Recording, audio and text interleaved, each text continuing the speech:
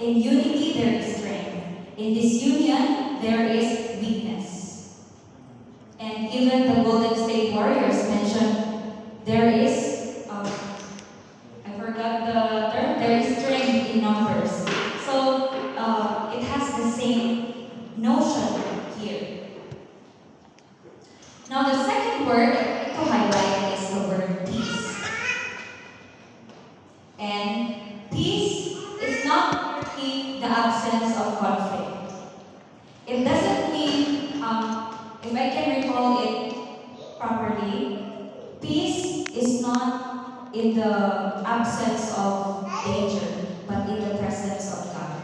So peace is not merely the absence of conflict when it comes to the church, because we are all different. We have different mindset. We have different backgrounds. We have different principles in life. But once we belong to the church, we are called to be united and at the same time at peace. Because peace is hitching a ride with the word unity.